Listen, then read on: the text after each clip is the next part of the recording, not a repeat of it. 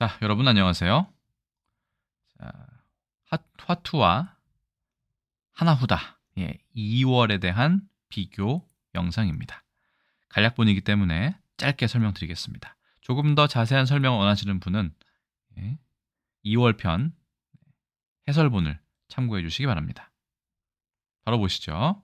자, 2월 일본에서는 키사라기라는 조금 우아한 2월에 대한 명칭이 있습니다만 화투와 하나후다 과연 2월에는 어떤 다른 점이 있을까요? 그리고 그 그림 안에는 어떤 의미가 담겨 있는지 아주 간단하게 살펴보겠습니다. 자, 2월 우리나라 화투입니다. 새가 있고 그 다음에 꽃이 있죠. 보통 이것을 매조라고 합니다. 매화와 이름 모를 새 이렇게 표현하면 될까요? 네, 하지만 이 새의 이름은 하나후다에는 따로 있었습니다. 보시면 이 새는 사실 휘파람새라고 되어 있는데 우리나라와는 조금 이거 일본 구형 하나후다거든요. 확실히 다른 모습을 알 수 있습니다. 자, 우리나라는 화투 이렇게 생겼고 일본에는 이렇게 생겼습니다. 일단은 색깔이 조금 더 많은 것 같은 느낌이 있고요. 갈색이 있으니까.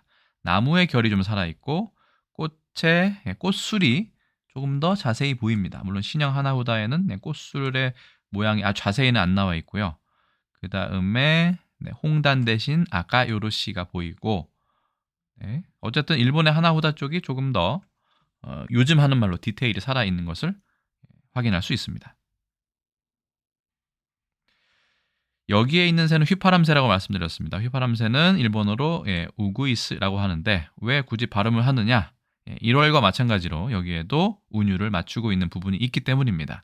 매화를 우메라고 하는데 휘파람새도 우구이스라고 했기 때문에 두 운이 서로 맞습니다. 머리 두자 쓰는 두 운이에요. 두 가지 운도 되지만 운율을 맞추었다. 우로 맞추었다. 매화의 휘파람새다.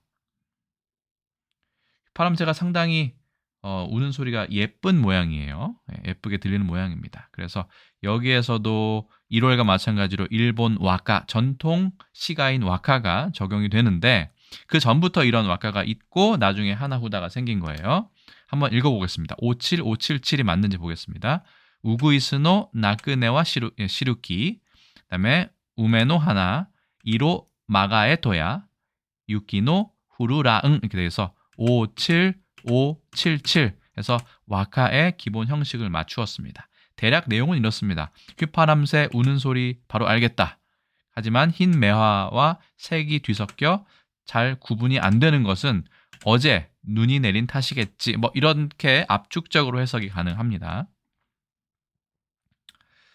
모든 패에 이렇게 그 와카가 시가가 연결되는 건 아니지만 그래도 많은 하나후다 패는 그런 시가와 고대 시가와 연결되는 경우가 꽤 있습니다.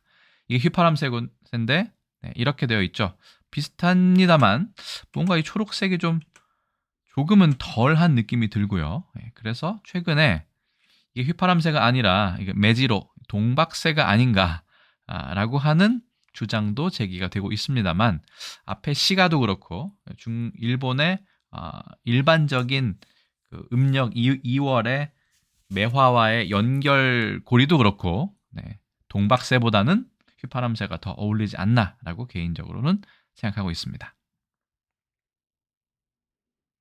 자, 그래서 이 휘파람새가 들어간 이 10끝짜리를 보시면 조금 차이점이 있습니다.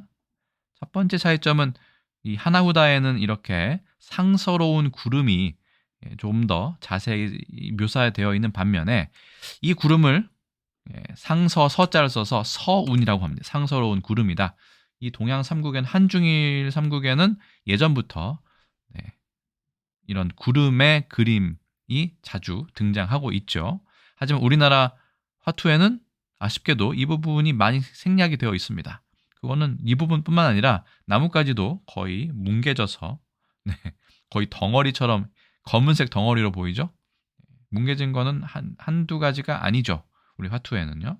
여러 가지 뭐 이유가 있겠습니다만 일단 제작비 절감이 가장 큰 요인이 아닐까 싶습니다. 외색을 줄인다는 것도 있겠지만 외색을 줄인다기에는 여기에 일본색은 크게 보이지는 않습니다. 이런 구름에는요. 나무도 그렇고요. 자, 그리고 5글자리 홍단입니다. 일본은 이렇게 생겼고 아카요로시라고 되어 있죠. 예, 아노 요로시가 아니라 아카요로시다. 예, 1월 화투패 설명할 때 말씀드렸습니다. 확실히 좋구나. 혹은 동음이어 언어 유희로서 빨강이 좋다. 뭐 이 정도로 해석하시면 될 것 같고요. 일본에서는 홍단이 아니라 적단. 그렇죠? 네, 아카탕이라고 얘기합니다.